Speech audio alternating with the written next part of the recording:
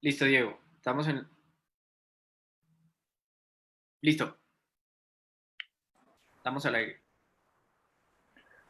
Hola a todos, ¿cómo están? Hoy empezamos un espacio nuevo. En estos espacios de los viernes veníamos hablando sobre el COVID y cómo lo están manejando distintos países. Ahora, pues vamos a empezar a hablar de un tema que conozco mucho mejor y es la planeación de las ciudades, en particular de Bogotá. Y queremos pues hablar con distintos expertos en esto, pues que van de todo, van desde gente que ha escrito sus tesis sobre temas de Bogotá hasta funcionarios públicos, académicos, políticos, personas del sector privado. Y hoy pues queremos vamos a comenzar con una de las personas que más saben de Bogotá, que yo conozco por lo menos, que es Carmenza Saldías. Carmenza, entre muchas otras cosas, fue secretaria de Planeación y de Hacienda de Mocus. Y pues aunque no sea quizás igual de reconocida Mocus, pues es una de las responsables de gran parte de la transformación en la cultura tributaria de Bogotá, que en últimas fue lo que permitió que esta ciudad se transformara a finales de los 90 y comienzos del 2000. Entonces, siempre es un placer, pues, que pueda charlar con nosotros y esperemos que hoy, pues, sea muy bacana la conversación. Nos pueden hacer preguntas, pues, por acá, por el Facebook y al final se las hacemos a Carmenza. Entonces, bienvenida, Carmenza. Hola Diego, un gusto y muchas gracias por tu invitación y que esperemos que haya una buena charla en esta fría y lluviosa tarde bogotana. Bueno, pero con la cuarentena le duele menos a uno que esté haciendo este clima, porque por lo menos está en la casa. Mm, pero bueno, Carmenza, yo quiero empezar por hacerte una pregunta que es como un dilema para mí. Digamos, yo pues desde hace unos años estoy dedicado a este tema de estudiar las ciudades, hice la maestría en esto, y hay como unos principios que, digamos, son parte de la formación, pero yo me he vuelto convencido de eso, y es que, pues, para que una ciudad sea sostenible, sea agradable, por ejemplo, necesita un buen transporte público. Eh, Una ciudad para que sea sostenible, para que sea agradable, por ejemplo, necesita un buen espacio público. Un buen espacio público pasa por tener una mezcla de usos, pasa por mezclar gente de zonas distintas, de orígenes distintos, de profesiones distintas. Eh, Como, digamos, algunos ejemplos. Pero, digamos, esa idea de construir ciudades decentes, agradables, mmm, tiene de fondo, pues implícito, un tema de aglomeración. En cierta forma hemos asumido que el poder estar en contacto con otras personas en el espacio público, en el transporte público, pues siempre y cuando pues, no sea, digamos, la chichonera, pero que ese contacto es positivo para las ciudades. Y pues ahorita estamos en una coyuntura que no sabemos si va a ser temporal o va a ser definitiva. Entonces, digamos, aplicar ¿cómo se dice eso? Esos axiomas, esas pautas que los urbanistas en general hemos defendido, como que hay que invertirle más al transporte público, al espacio público, porque eso es lo que hace buenas ciudades, pues ¿será que eso seguirá siendo así? ¿Cómo invierte uno en transporte público ahora si está tratando de impedir la aglomeración? ¿Para qué invierte en transporte, perdón, en espacio público si está tratando de que la gente no salga? ¿Para qué piensa en los usos del primer piso de los edificios si le estamos pidiendo a la gente que interactúe con otros seres humanos lo menos posible? Entonces, quería preguntarte a ti, desde una perspectiva pues, del urbanismo, ¿qué reflexiones te ha traído esto? Pues mira, yo lo primero es que confirmo que hacer buena ciudad pasa primero y antes que nada por hacer ciudadanía. O sea, podemos hacer todas las obras y discutir sobre lo físico, lo que quieras, pero Eso está en un segundo plano, porque lo primero que las ciudades, yo no me cansaré nunca de repetirlo, es un acuerdo para vivir y cuidarnos en común. ¿Ves? O sea, ese es el principio de vivir juntos. Y una cosa es aglomerados, pero no me quiero meter todavía en esa discusión, y otra es la congestión. Sí, o sea, en eso hay que tener como medida, porque la ciudad frente a la aldea, la ciudad frente a los poblados rurales, los centros que hay a veces en las zonas agrícolas, tienen la particularidad de tener más gente. Pero no es el hecho de que sea más gente lo que define la ciudad, sino el acuerdo construido entre esa gente, que además es gente distinta, a diferencia de la aldea, del poblado, donde vivía gente, parientes y amigos y conocidos. En la ciudad vivimos entre desconocidos, pero con un compromiso de cuidarnos entre nosotros. Si eso no existe, todo lo otro puede existir, pero el resultado casi nunca empata, ¿no? Si uno mira en buena medida qué es lo que ha sido crucial en toda esta construcción ahora de soluciones en medio de la crisis, lo primero que la sociedad, lo primero que se destaca es los lugares donde había ciudadanía muy bien formada, con diferencias, ¿no? Porque la ciudadanía sueca está también formada como la noruega, pero a la hora de los caminos que tomaron, a una le funcionó de una manera y a otra de la otra, pero no fueron, digamos, casos de indisciplina social. Entonces, mira que eso es como lo primero para pensar. Lo segundo es que yo creo que si hay buena ciudadanía, y eso lo hemos visto, las ciudades donde la cosa está más relajada, de la ciudadanía, también es probable que sean lugares o sectores de una ciudad que tienen más problemas. Pero el segundo elemento es que sean ciudades donde haya gobierno, donde haya liderazgos.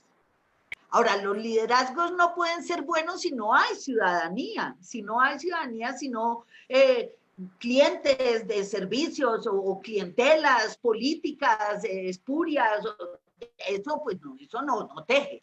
Pero si la ciudadanía es sólida, formada, si es madura, si es responsable, sin duda que tendrá la posibilidad de elegir líderes que en coyunturas como esta sean capaces de pensar un poco como Estado que cuida, porque el tema es que nosotros tenemos un Estado guerrero, peleador, belicoso, armado, represivo, represor, matón.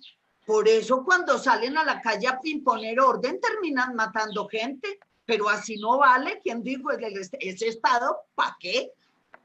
En el siglo XXI queremos de eso. Yo no quiero de eso y no creo que la gente joven quiera de eso. Entonces, ciudadanía y gobernantes a cargo de un Estado que cuida. Eso es lo que va a hacer que las ciudades sean mejores, que aprendan de esto que está pasando. Porque lo que nos está pasando, vuelvo, insisto, en buena medida es porque no tenemos Estado cuidador. Es un Estado que ha privilegiado otras cosas y unas ciudadanías que están esperando otras respuestas. Entonces, esto te lo digo porque también hay que cambiar en lo económico, en lo social, el urbanismo, la regulación, el sistema de transporte, pero el tema es, oiga, pero el alma de la ciudad, de la gente, de los dirigentes, ¿qué les está pasando? ¿Creen que vivir encerrados es chévere? porque no hay clínicas para atender gente, porque eran mejor otras inversiones, o creen que es mejor la corrupción que darle bienestar a la ciudadanía para mantenerla pobre, para que siga pidiendo y uno siga ganando votos a cualquier costo. No, no sé, creo que lo primero que hay que pensar es si las ciudades van a poder ser buenas a la salida de esto, trayendo los tipos de gobiernos, de ciudadanías, de gobernanzas que teníamos, de gobiernos mejor que teníamos, porque creo que un poco todo esto va a consolidar en ese primer gran tema una salida hacia esquemas de gobernanza, de liderazgos más horizontales, mucho más convocantes y de ciudadanías que tienen que ser mucho más responsables, porque esta es la primera pandemia global, pero no va a ser la última, ¿no? Y creo que a esta es apenas la punta del iceberg de lo que nos viene con el cambio climático. Bueno, como alejándonos un poquito del urbanismo, pero me gustaría hacerte esta pregunta porque siento que está muy alineada con lo que estás hablando y es, pues hace poco escribió este señor Yuval Harari un artículo que decía que había como dos formas de enfrentar pues la pandemia, que una era a través pues del tema de la tecnología muy invasiva, pues que la gente dé todos los datos y que haya como un gran hermano que le haga seguimiento a todos y pues vaya controlando qué pueden hacer y qué no pueden hacer. Y que la otra es una especie de empoderamiento ciudadano donde pues está un poquito más alineado con lo que tú dices y es ciudadanos que toman conciencia de qué pueden hacer y qué no pueden hacer por su propio bien. Sin embargo, o bueno, digamos, yo miro el panorama internacional de los países que han sido más exitosos en lidiar con esto y pues, digamos, como que no es el modelo de la democracia tradicional que hemos creído que debemos seguir. Sí, por ejemplo, yo miro, a mí hay un caso que me interesa muchísimo y es el de Vietnam. Vietnam ha manejado esto supremamente bien sin tener pues el nivel de ingresos que tiene Corea o que tiene Alemania o que tiene Francia, pero básicamente es porque tienen pues un esquema social alrededor del Partido Comunista donde hay unos líderes barriales que controlan lo que hace todo el mundo. Entonces, a ver, la pregunta es un poquito,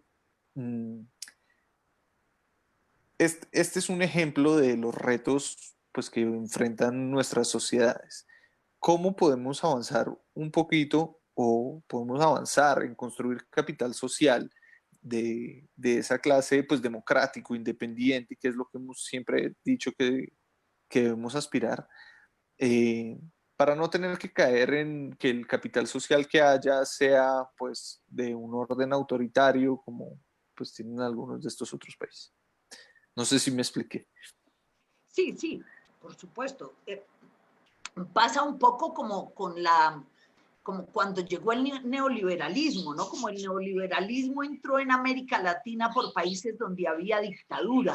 Siempre se preguntaban si lo que era necesario para que el mercado funcionara era tener un dictador, lo que para mí es una contradicción de principios, o sea, nada más lejano a lo que sea parecido a la libertad económica, política que pedir que nos regule el Estado guerrero y la bota militar para poder echar a rodar ciertas soluciones ciudadanas. No, yo creo que eso son distorsiones realmente de la democracia, no cuestionan la democracia, a veces hacen creer, crean un poco la ficción de que son democracias, sabes que tal vez en Chile que decían que eso no era una democracia, no era una dictadura, sino una dicta blanda, por ejemplo, había digamos, formas de relativizar algo que es un hecho y es, no, la democracia es democracia, las vías más represivas también. Y yo esperaría, yo no desconozco que algunos de estos países que tienen algún tipo de sistemas más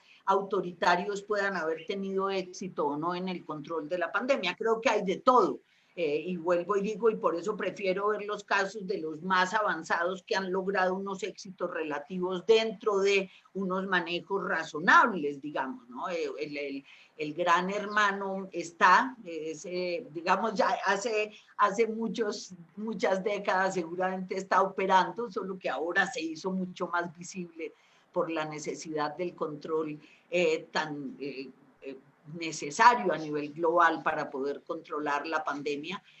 Pero por eso creo que frente a esa realidad, y es que el Estado tiene todo el poder para tener toda nuestra información y controlar todo lo que pasa, entre comillas, porque a veces cuando le pasan cosas como estas uno se da cuenta que no controla nada, ¿no? Porque si controlaba tanto, pues ¿por qué tanto raro que le apareció esto al planeta entero y 200 estados nacionales quedaron como en babia, quedaron en pelota, desnudos en su miseria para atender la salud de 8.000 millones de personas? Eso fue lo que vimos, eso es lo que estamos viendo. Unos estados que se creen todos poderosos y les quedó grande un bicho, no pudieron, poderosos para conquistar Marte y conquistar la Tierra, pero incapaces de cuidar a su ciudadanía.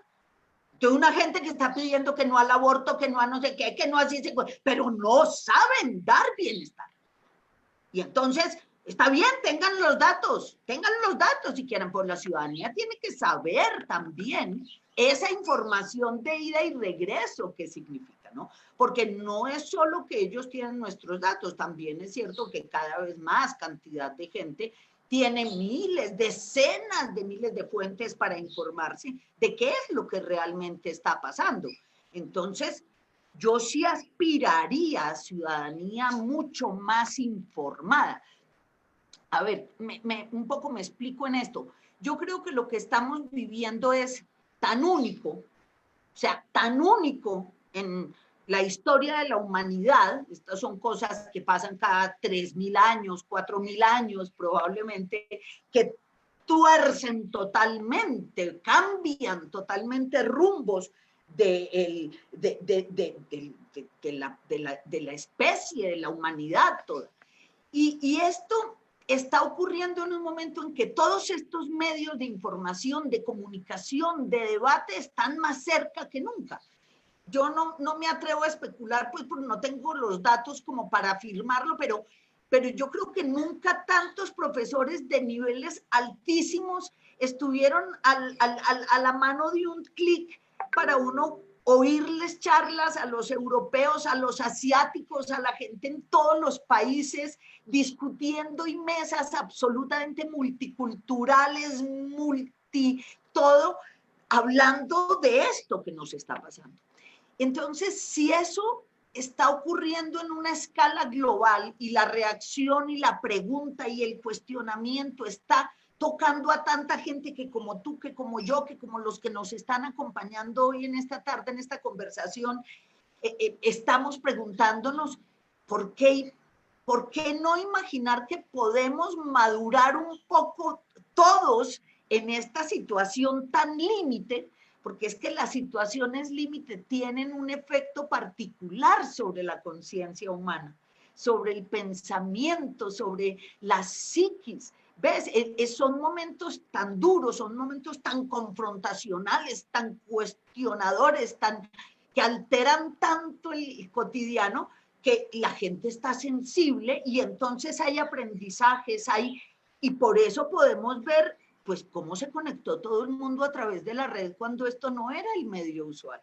Cómo hemos ganado posibilidad de familiaridades a través de estas redes, de crear acción colectiva, emoción, conversar con gente de tantos temas en tantos planos. Y uno dice, ¿y será que esto nos va a dejar inmunes? Igual vamos a salir a... No, yo creo que vamos a salir una sociedad más madura. Ni qué decir los que somos maduros, pero los jóvenes, la gente que está empezando a ver y que tiene como, o sea, mejor ejemplo del fracaso del sistema como viene operando no podían tener. Mejor evidencia de que por donde venimos no vamos para ningún lado no podían tener. Mayor evidencia de que ustedes tienen que ser capaces de imaginar cosas nuevas con mucho rigor y con mucha seriedad y con mucha coherencia y con mucha generosidad para poder imaginar un mundo donde quepan todos. porque esto de estar uno asistiendo a una sociedad a la que le parece normal que se mueran 120 y 150 y 180.000 personas en cuestión de 3 meses por un bicho y todos los demás estemos como espectadores inanes sin poder hacer nada. Esto es vergonzoso para la humanidad. Un muerto. Dejar morir a los adultos en las casas de ancianos que le rinden plata a inversionistas y dejarlos morir a la porra una sociedad que hace eso, Diego.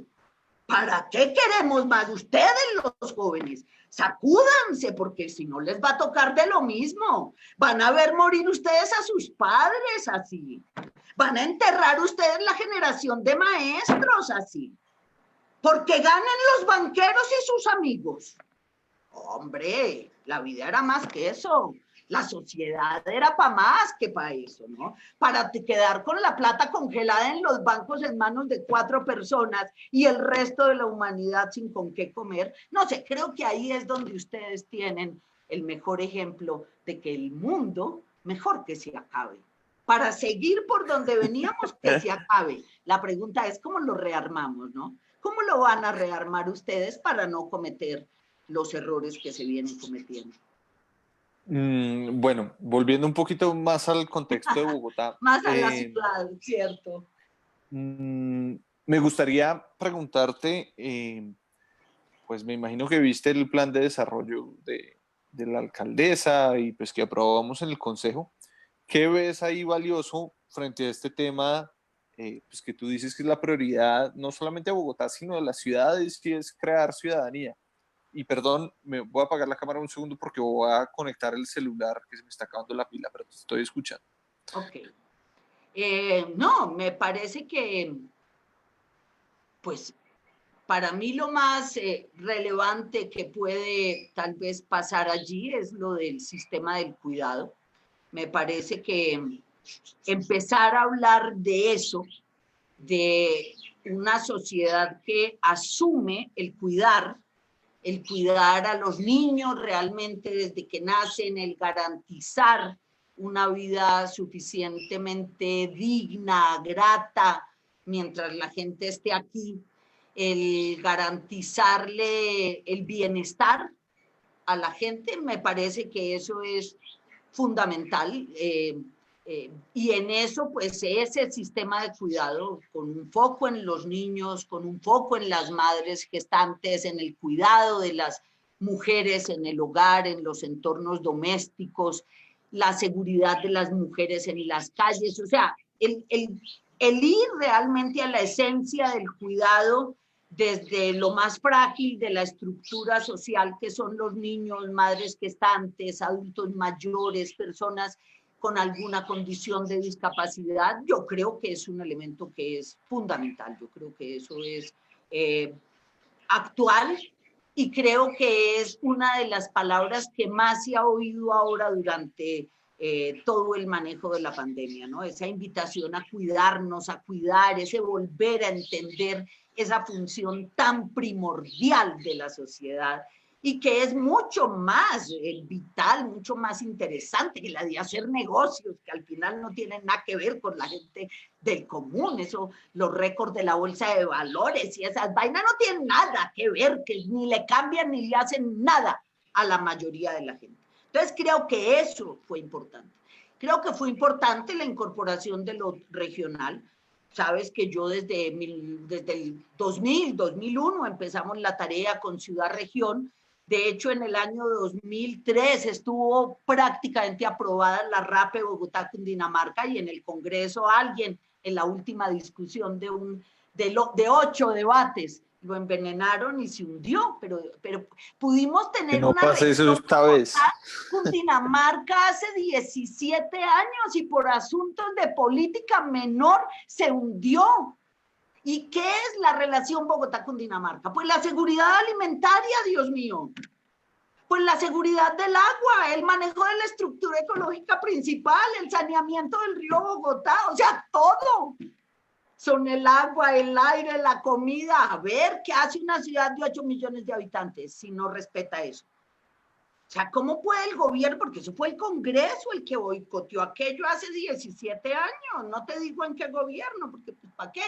Pero eso se boicoteó, la relación que es más importante, porque eso siquiera se incorporó ahora y eso es uno de los temas que lo que uno lee por todas partes. Hoy estaba leyendo un artículo que te lo recomiendo de un autor, un catalán, se me escapa en este momento el nombre, pero justo dice una de las cosas más importantes es confirmar la relación estrecha entre las ciudades y su entorno, porque es que si no, ¿dónde la ciudad puede vivir trayendo la comida de miles de kilómetros de distancia? A ver si siguen sosteniendo que es que producir comida aquí sale muy caro, cuando traerla ahora de donde no nos la van a vender sí que va a salir caro.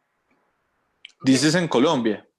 En Colombia y en Bogotá en el alrededor y en Colombia en cada ciudad en su entorno. Es que nosotros vergonzosamente dejamos hacer el campo a un lado y dejamos que se destruyera el empleo agrícola y la producción agropecuaria, que porque estábamos en el mundo de las aperturas y los tratados de libre comercio. Y te lo digo porque, mira, peleé como una gata boca arriba cuando el tratado de libre comercio, porque le dejaran tener a Bogotá, Cundinamarca, una canasta de producción para garantizar alguna seguridad, alguna autonomía, alguna capacidad de alimentarse sin riesgos, Diego.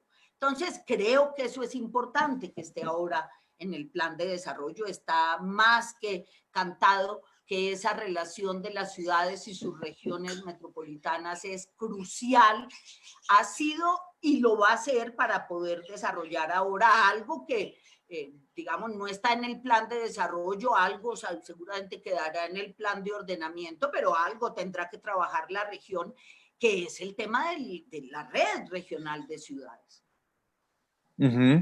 O sea, porque ahora, si por efecto de esta situación de la pandemia y del cambio en los apetitos de la gente por lo urbano, va a haber un nuevo...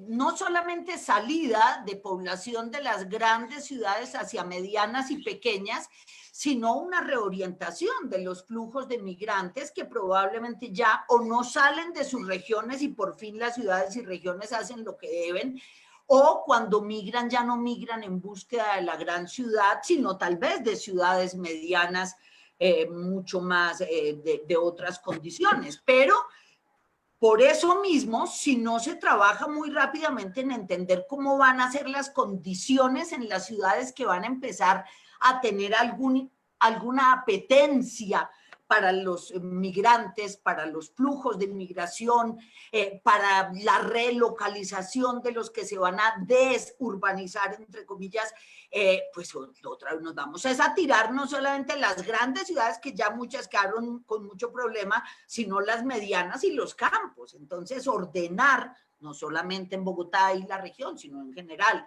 en el país, esa relación va a ser muy importante ahora para que la siguiente ola de urbanización o de renovación o de cambio urbanístico realmente incorpore criterios de bienestar.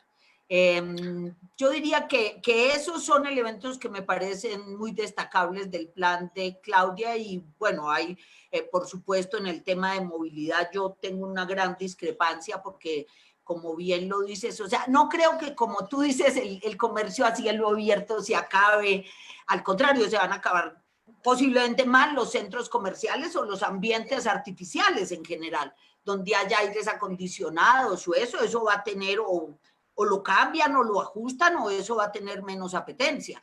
Pero las ciudades, el comercio a cielo abierto está servido, porque eso pueden ser tiendas de baja densidad todas y todo está bastante aireado y entonces lo que te decía ahora, no se trata de romper la aglomeración, sino de evitar la congestión. Entonces, si yo realmente en toda la ciudad tengo centralidades, tengo zonas bien dotadas en todos los barrios, en todas las localidades, en todas las zonas, yo rompo y fragmento la congestión y la redistribuyo por toda la ciudad en los primeros pisos del comercio a cielo abierto, en un tipo de movilidad mucho más liviana, en un tipo de movilidad mucho más cotidiana, mucho más cercana a la gente. Y en ese sentido, entonces, mi gran duda es que tal vez alguien lo ha planteado, ¿qué va a pasar con los sistemas de transporte masivo? ¿No? Nosotros no lo hemos tenido y lo vamos a empezar a hacer cuando el concepto de lo masivo, de esas grandísimas congestiones, por eso no es la aglomeración, el clúster nunca tiene que ser así, de denso para llegar a ser eficaz. De hecho, mantener distancia es parte de lo que en todo rinde un mejor efecto que la saturación. Y yo creo que lo que pasa en la mala lectura, en la lectura simplista de las ciudades con los centros de ciudad, es que hicieron congestión. Es una lectura literal de la aglomeración y la volvieron una congestión y saturación y volvieron un problema, digamos, en sí mismo, muchas actividades y el transporte. A partir de ahora, pues va a tener que ser distinto. Entonces, ¿como para qué ahora el metro? ¿Vale tanta plata eso? Y tal vez no por ahora, por siempre, porque es que te repito, esta es la primera pandemia, pero no va a ser la última. Y si tú lees muchos documentos de mucha gente que está hablando de las causas de lo que es pandémico en sí mismo, de lo que es el virus en sí mismo, una de las causas es esa gran cercanía entre lo humano y lo animal y esa gran cercanía entre lo humano donde ya tanta gente tan aglomerada pues termina causando situaciones un poco críticas como esta. Entonces, lo masivo, como aglomeración excesiva de gente, eso se va a acabar, el transporte masivo se va a acabar. Esos movimientos masivos de turistas tal vez también se van a tener que acabar. Eso vamos a tener que manejar niveles mucho más aplanados, pero más redistribuidos en la prestación de todo tipo de bienes y servicios, en todo tipo de ofertas. Entonces, yo pensaría que en movilidad yo me distancio de las decisiones que hay ahí incorporadas en la del metro, digamos. Me parece ¿Pero más por la adecuado. pandemia o por otras razones? No, yo Carmen. siempre he estado, o sea, yo siempre he pensado que el metro ya no se hizo en las grandes, en ciudades como esta, y que ya no es tiempo porque las soluciones lineales y masivas ya habían cambiado. O sea, la ciudad no cambió ahora por la pandemia, las ciudades vienen cambiando en muchas de estas cosas que estamos hablando desde hace rato. Las centralidades a Bogotá le están haciendo falta hace 20 años, en eso se viene trabajando. Lo que pasa es que los gobiernos que han ocurrido en los últimos 5 periodos, pues no han hecho la tarea completa de lo que podrían haber puesto para tener la ciudad mucho menos congestionada. Pero el metro en particular, yo creo que la ciudad con temas como los tranvías, lo que van a hacer por aquí por la 30, ese tipo de cosas, son mucho más viables, mucho más factibles, mucho más razonables y mucho más realistas para la sociedad de hoy. Yo diría que es mucho más importante tener un buen sistema de transporte de conexión en la región, en escala regional, que 20 kilómetros de metro en Bogotá. Entonces creo que lo que pasa es que el COVID lo que muestra es que, lindo, ahora vamos a tener un sistema de transporte masivo, justo cuando no se necesitaba, nos vamos a gastar un infierno de plata en eso.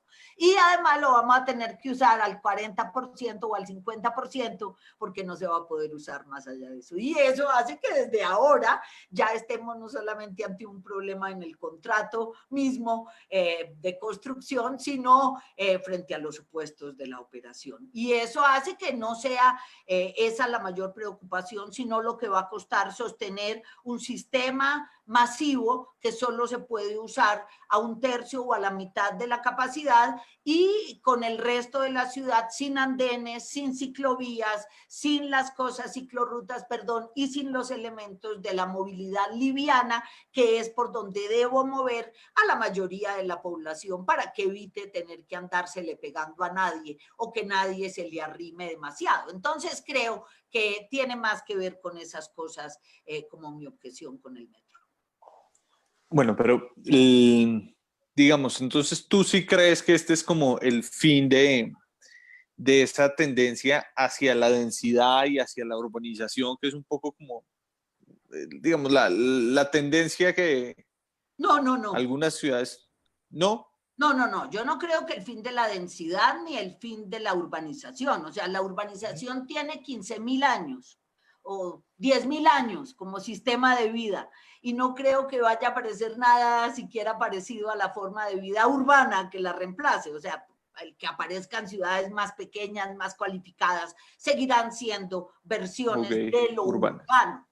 Lo que digo es que las versiones de lo urbano donde se leyó muy literalmente que aglomeración o densidad equivalía a congestión o a saturación, que son resultado de la versión arrasadora del urbanismo, y del mercantilismo, ¿no? Porque esa cosa de que donde veo un comerciante llegan 100 y los tipos no pueden entender que hay gente que vive en todas las manzanas del país. Entonces, yo creo que ahí hay unos problemas de facilismo, de lecturas básicas del urbanismo ese ramplón y arrasador y que hace un mundo de edificios malos y vende cosas aglomeradas, pero mal aglomeradas, pero la densidad no, la densidad, o sea, ¿qué haríamos sin la densidad de nuestra piel? O sea, los poros están pegaditos el uno del otro, pero es que esa densidad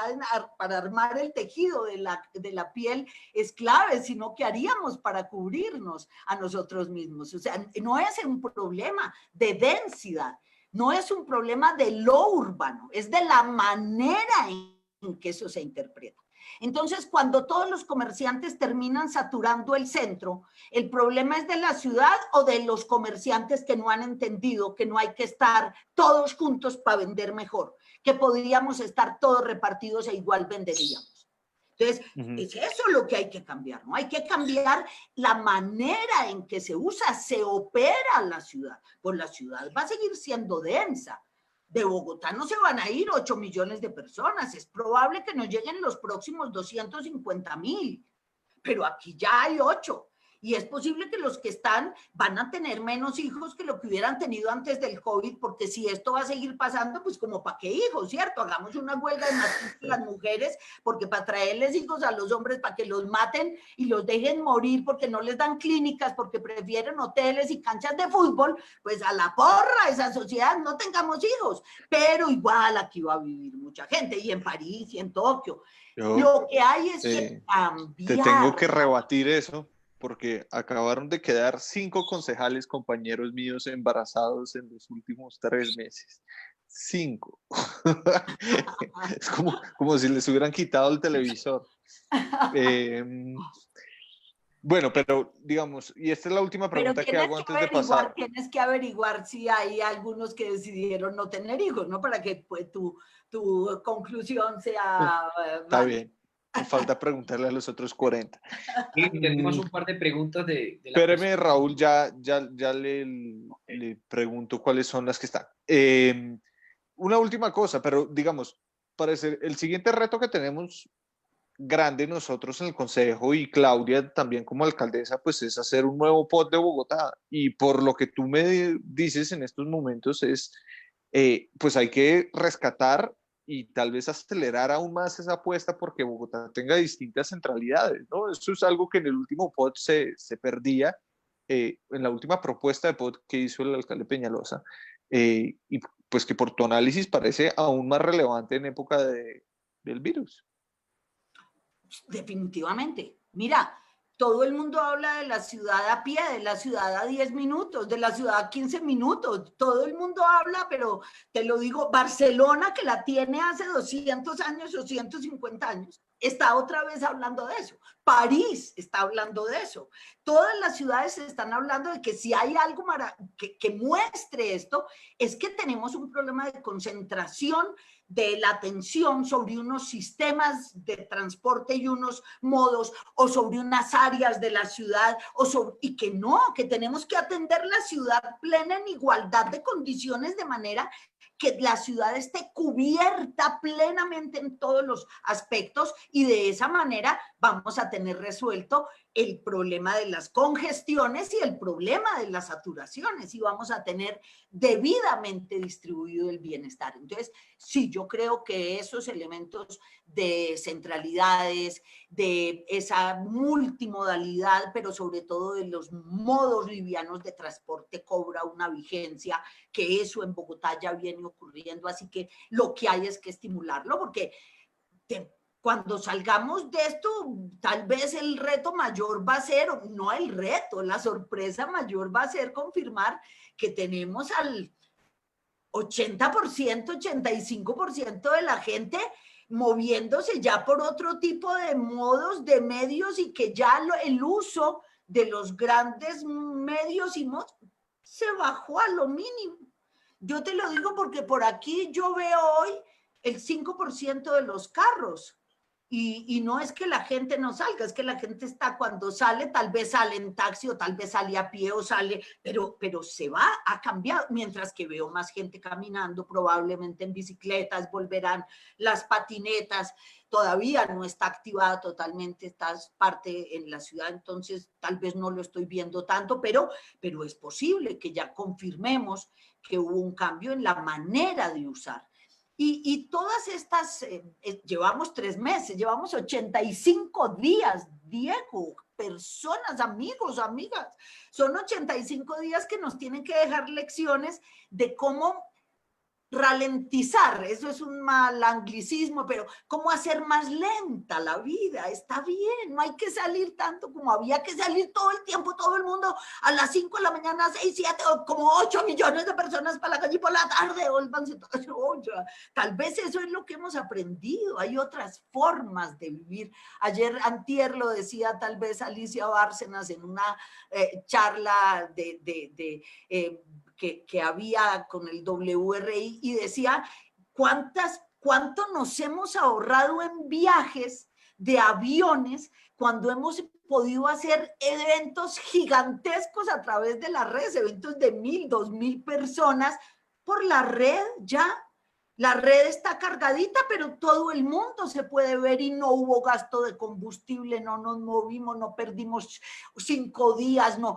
La vida cambió y algo de esto seguramente ya se va a ver en unos pocos días, que ojalá se demoren porque con esto termino para entrar en las preguntas. También las alertas son con calma, que esto es en serio y un mundo que se acostumbra a que le cuentan que se mueren miles de personas diarias y no nos interesa, está en problemas. Un mundo que ve aumentar el contador de muertos y no se preocupa por salvar hasta la última vida, está muy enferma esa sociedad, muy rayada. Y uno no puede congraciarse con eso, uno no puede ser cómplice de eso. Lo único que queda es resistirnos a hacer una estadística de los vivos o de los muertos. O sea, cada quien es único e irrepetible y tiene derecho a que su vida se le cuide mientras está aquí. No que se la jueguen en un casino porque la plata era para hacer obras suntuarias.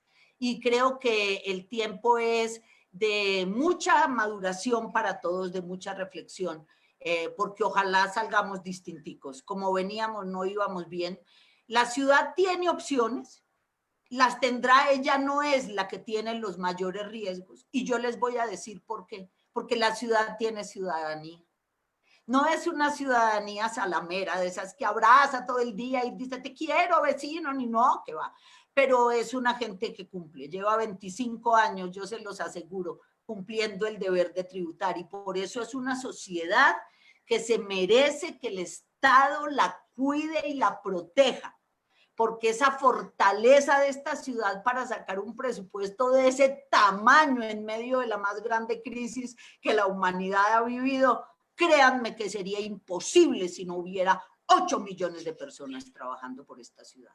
Y eso se le debe retribuir a la ciudadanía, en bienestar, en seriedad en el manejo del Estado, en cuidado y en una reflexión que lleve a ser de la ciudad una ciudad cada vez más cuidadora. O sea, ojalá esos penosos episodios con la policía, esos desalojos, todo lo que atente contra la dignidad humana desaparezca, porque una sociedad que ha cumplido como la bogotana, como lo que ha cumplido con Bogotá, con la región y con el país, merece que la cuiden y merece ser cuidada y protegida por eso que ella representa, el capital con el que una ciudad ha salido adelante en 25 años y seguramente le va a ser muy útil para salir de esta hora.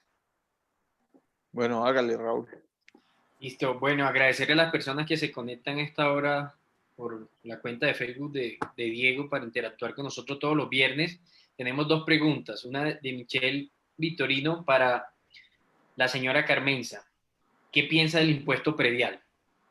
Una. Y la otra pregunta de Lynn Marín dice, con estos planteamientos que hemos escuchado de ustedes, ¿es necesario ampliar los tiempos de discusión y aprobación del POT para Diego y para la señora Carmenza? Déjame, yo agrego algo a la primera pregunta, Carmenza, porque hoy estuvimos en debate todo el día sobre el predial en el Consejo. Y estuvo muy interesante. Pero, digamos, a mí me gustaría como añadirle ahí un pedacito a esa pregunta y es, ¿tú qué oportunidades ves de generar nuevos ingresos en las ciudades? Porque el predial es una gran herramienta, pero pues, digamos, un poco creo que va llegando como al límite de qué tanto puede ser la columna vertebral de la tributación en Bogotá, como que hay que inventarse otras cosas nuevas y hemos sido un poquito lentos en hacer eso. Te quería preguntar. Bueno, yo creo que el predial ha sido, es y será la columna vertebral del derecho a la ciudad. Ese es. Es la fuente de recursos desde hace mucho de las ciudades, de los territorios, de las ciudades en particular. Y yo no creo que sea el reemplazable como tal. Se puede complementar, pero creo que siempre va a estar en la base de la estructura tributaria de la ciudad y de las ciudades, por la razón de ser, como digo, el impuesto que ratifica el compromiso con la ciudad, ¿no? O sea, al pagar uno el impuesto predial, uno está pagando por el derecho a habitar la ciudad, ¿cierto? A tener un lugar en esa ciudad. Y eso es un impuesto más directo imposible, ¿no? Más directo de quién me paga por la ciudad, el que es dueño de los pedacitos de la tierra en la ciudad, ¿cierto? Pues más directo imposible, pero al mismo tiempo más apropiador, como más que hace que la gente también pueda saber que yo pago en este pedacito para pertenecer a mi ciudad. Entonces crea en el inconsciente colectivo, en ese sentido de pertenencia, ese arraigo, ¿sí? Por eso es tan importante y por eso lo que tienen que hacer es en el resto del país, sobre todo en las zonas rurales, actualizar los catastros y cobrar. Pero creo que el impuesto predial, como dices, tiene un límite y es el límite de que mientras la ciudad está más bien formada, más completo el mapa catastral y más actualizados sus valores, pues menos margen a nuevos recursos por ese concepto hay. Cuando las ciudades como Bogotá ya llegaron como al máximo de utilización de su perímetro o están llegando, quedan todavía unos márgenes para que crezca el número de predios por la vía de la renovación, la revitalización, todos estos modos de reusar la ciudad, de reutilizar la ciudad, pero ya es muy al margen. O sea, ya cuando uno tiene 2,5 millones de predios, pues producir 100.000 más o 250.000 más va a ser mucho, pero ya no va a ser sino el 5 o el 10% más.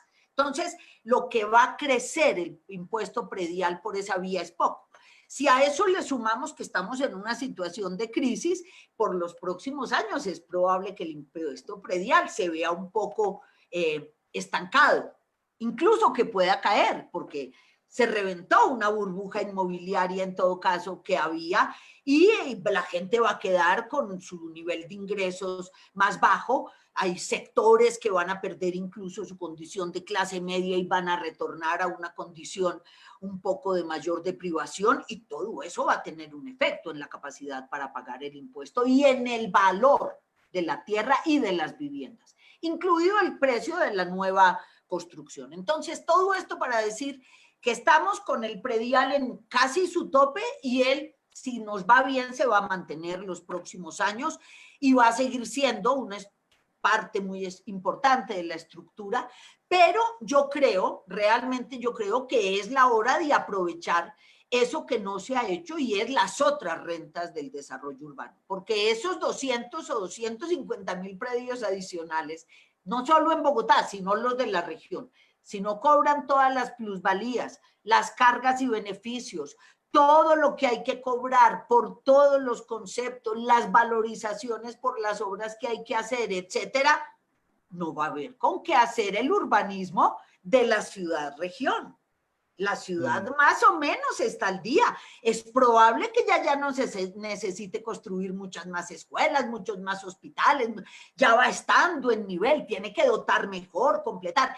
Ahora el tema es en la región y por eso la tarea es ayudar a hacer esas nuevas fuentes de ingresos asociadas al desarrollo urbano y que ese aprendizaje se pueda también trasladar a la región.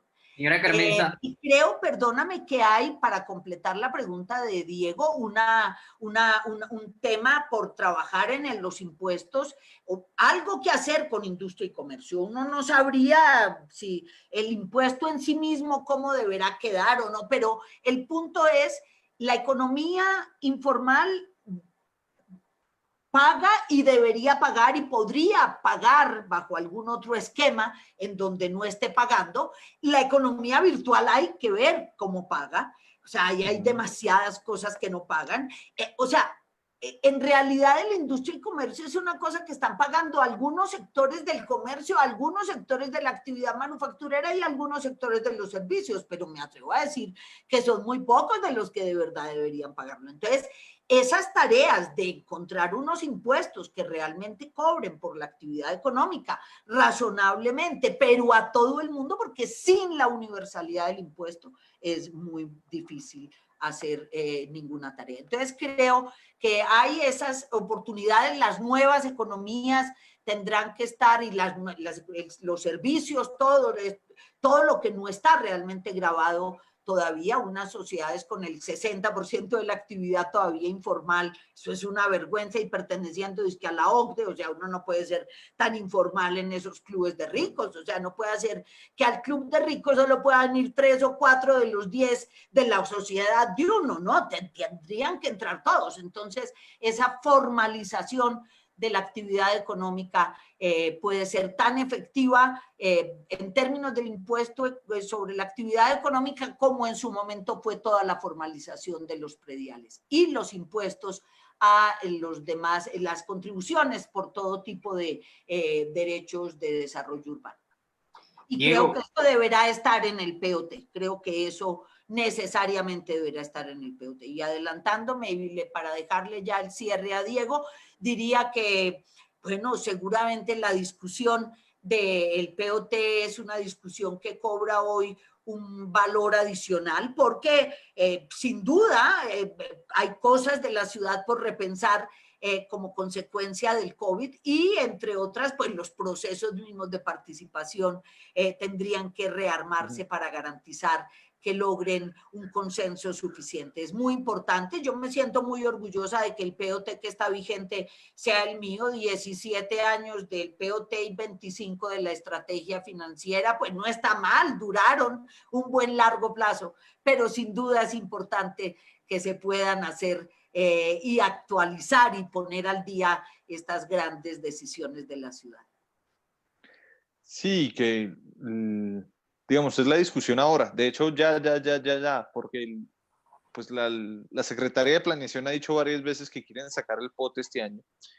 Y pues, digamos, mi principal objeción al POT de Peñalosa era que la gente no entendía de qué se trataba. Sí, que estaba furiosa, a veces con razón y a veces simplemente porque no entendía. Y el hecho de que la ciudadanía no entienda estos documentos en gran parte es reflejo de una mala estrategia de participación. Entonces, que sí, este POT tiene que tener un compromiso muy profundo y es hacer esa participación muy bien. Y creo que, pues, comprometerse a sacarlo este año hace muy difícil hacer esa estrategia de participación bien. Entonces, en estos días, el martes seguramente que volvemos pues a los días laborales, vamos a hacer una carta pues que ya enviamos con otros concejales, pues solicitando a la alcaldesa que no afane que el POT se tenga que hacer este año. Diego, tengo una pregunta muy La pertinente. última. Sí, la última para ti, para la señora Carmenza. Felipe Oviedo. Felipe Oviedo dice, la captura del valor del suelo ha sido, en el contexto latinoamericano, uno de los instrumentos más exitosos para el financiamiento de la infraestructura urbana. La pregunta de Felipe Oviedo es, ¿cuáles creen que sean los retos de la Bogotá región para el financiamiento y necesidades de nueva infraestructura? Ahí ven, yo te agrego la pregunta. Una de las discusiones, tal vez se cayeron un par de artículos del POT, y uno de los que se cayó era el tema de la titularización de los prediales futuros para hacer inversiones en infraestructura de transporte. Creo que eso conecta con la pregunta de Felipe. Me gustaría saber pues primero, qué herramientas de esas de capturas del suelo en general, pero ¿qué opinas de la titularización de futuros prediales para invertir en infraestructura de transporte también? Pues yo sigo pensando que los proyectos de desarrollo de infraestructura tienen que recuperar todo lo que generan para poderse financiar. O sea, uno no puede pretender hacer obras de trenes o los acueductos, los grandes reservorios de agua o solamente con el pago de los impuestos del día a día o con las tarifas de la operación de un servicio. Eso es absolutamente imposible. Eso es. Y tampoco puede seguir enriqueciendo a los dueños de la tierra o de las constructoras que se quedan con plata que no les toca. O sea, el sistema capitalista, si lo quieren montar, pues les toca ser éticos. Y en ética capitalista uno no queda con lo que es la plata del derecho colectivo y las platas de las plusvalías, de las cargas y beneficios, todo ese tipo de cosas que se generan en torno a los grandes desarrollos de infraestructura, las grandes inversiones públicas, pues se tienen que recuperar por todas las vías posibles. ¿Qué es lo que pasa con eso? Pongámoslo en blanco y negro. Es que como eso recorta la tasa de ganancia de las élites dueñas de la tierra, pues eso, por eso es que ese tipo de instrumentos no prospera y terminan mal manejados. Miren, yo les digo, parte de lo que se llamaban plusvalías, cargas y beneficios, todo eso de los suelos donde se hicieron miles de viviendas de estas BCB, terminaron disque incorporadas en el predio, que en el proyecto, que porque les vamos a poner a hacer. Y no es verdad, o sea, uno no pone al constructor a que él haga entonces parte de la obra de aquí, de allá, y que me pague con obra, y que me... Porque ¿qué termina haciendo? Remiendos. El sistema de acueductos y de alcantarillado se hace para todos, y a eso se conectan los que construyen casas. Y los que venden el suelo porque quieren construir casas tienen que ayudar a que los tubos lleguen allá, por eso tienen que entregar parte de la plata de un predio cuando pasa de urbano, de rural a urbano, perdón, por eso tienen que entregar las plusvalías. Y cuando uno tiene una gran obra vial, trenes, de todo, pues las fincas, todo se valoriza, tienen que pagar, no son los habitantes urbanos nomás los que tienen que pagar cuando les hacen las obras, con los peajes, a ver, entonces, pero es un tema político, es un tema de voluntad política, o sea, no es un tema técnico, los instrumentos están, los argumentos para mostrar la bondad de hacer las cosas bien hechas, pagando todo lo que debe pagar cada gente dentro del proceso de urbanización, de construcción de infraestructura, de participación en los derechos. Cuando eso se hace como toca, la ciudad se produce bien. ¿Pero por qué no se puede hacer? Porque la voluntad política no existe, porque está tomada por los dueños de la tierra que se niegan a compartir su riqueza con la sociedad. Todo para ellos, nada para nadie.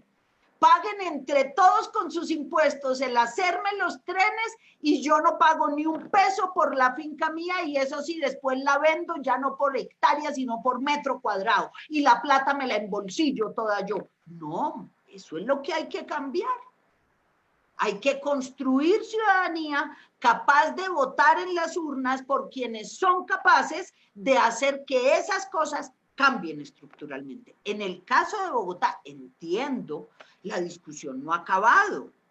Lo que pasa, y en eso yo creo que estuvieron algunas posiciones en lo correcto, es que uno no aprueba esos instrumentos por la puerta de atrás a la carrera en el plan de desarrollo, no. Esos son instrumentos que se discuten al lado. Además, porque no son del plan de desarrollo, esos son del de ordenamiento. Entonces, uno no lleva el plan de desarrollo con los instrumentos financieros adentro, los menciona, pero no los aprueba ahí. La aprobación es una cosa que entra incluso por otra comisión, entra por Hacienda, eso no es de la comisión del plan, porque son recursos. Entonces, yo creo que la discusión no está cerrada para lo de los, ¿cuál es el que falta por aprobar? El de derechos, y la titularización y o sea, yo creo que son opciones, eso, pero tienen que ser muy transparentes, porque yo creo que los que se comieron la plusvalía en las casas estas sin cuota inicial, perdón, de viviendas de interés social regaladas, cuando uno las ve que se están dañando, que no tuvieron acueducto, que no tienen escuela cerquita, entonces uno dice, entonces, la plusvalía dónde quedó, entonces lo que ellos dijeron que iban a incorporar en el proyecto, ¿para qué fue? Porque eso tiene destinaciones muy precisas, ¿no? Ahí hay, los compromisos son justamente hacer el buen urbanismo, hacerle el buen equipamiento, la buena dotación. Entonces, creo que la discusión debe seguir, es fundamental, y ahí está la ciudadanía. O sea, yo no creo equivocarme cuando digo que el gran enriquecimiento que el mundo ha visto en los últimos 50 años fue de cuenta de los grandes, gigantescos procesos de crecimiento y de expansión de las ciudades, particularmente en América Latina, ciudades que crecieron miles de personas, millones de personas, por suelos que nunca pagaron ni un peso de plusvalía. Dueños de tierras rurales que se embolsillaron riquezas enteras y le dejaron a la sociedad financiar todo el urbanismo, toda la infraestructura, las escuelas, financiar todo, mientras ellos tienen la plata en un banco. O sea, no se puede seguir regalando el urbanismo. No se pueden seguir creando ricos, multimillonarios, hiper ricos a costa de la pobreza de millones. En eso, el urbanismo que ha estado marcado por solamente la visión física y no la económica, donde le recargan tanto al hacer edificios bonitos y no les importa cuánta carga le pone a la ciudad. Yo creo que hay que superarlo y empezar a ser mucho más justos, mucho más equitativos a la hora de distribuir la riqueza colectiva. Entonces, yo espero que ese sea el gran debate que siga. Cuando discutimos el POT del año 2003, yo lo llevé con la plusvalía y lo llevé básicamente bajo el argumento de que si se iba a aprobar un POT era con plusvalía, porque si no, ¿para qué se iban a producir miles de viviendas? De hecho, se produjeron en Bogotá cerca de 500.000 de viviendas en los últimos 17 años. Habría que ver qué tanta plusvalía cobraron, porque hay todo tipo de obstáculos y de escollos para cobrar lo que en derecho le corresponde a la sociedad. Yo no me cansaré nunca de decir eso y por eso los animo a que sigan hablando sobre estos temas que son el verdadero desarrollo económico, ¿no? El verdadero desarrollo económico depende estructuralmente de que el urbanismo quede bien hecho para que uno tenga ciudades de gente de clases medias, bien digna, con capacidad de vivir en buenas condiciones, que es sin duda el tipo de ciudad que más espera todo el mundo recibir. Bueno, Carmenza, mil gracias. Siempre es apasionante oírte. Eh, yo te quiero hacer una sugerencia un poquito atrevida, pero ojalá escribieras sobre ese tema de digamos, de cómo crear ciudadanía, no en un Estado nacional, sino en las ciudades. Lo que tú dices de cómo a uno pagar impuestos es lo que le da derecho, es lo que le da sentido de pertenencia, es una teoría que yo creo que explica mucho de la transformación de Bogotá durante la época de Mocus y que no he oído en ningún otro lado. Entonces, pues digamos, a ti te brota el conocimiento, pero ojalá pudieras escribir sobre ese tema porque creo que no solamente sería muy útil para Bogotá en el futuro, sino para muchas ciudades alrededor del mundo. Muchas gracias Nos por tu toca, invitación. nos toca cerrar ahí, pero otra vez mil gracias por acompañarnos. Y les cuento a los que nos acompañan hoy que dentro de 8 días nos acompaña otra crack, que es Clemencia Escayón, también una enamorada de las ciudades, y pues los invitamos a todos para que nos vuelvan a acompañar. Un Muchas abrazo y gracias, estamos en Diego. contacto. Chao. Hasta luego. Gracias.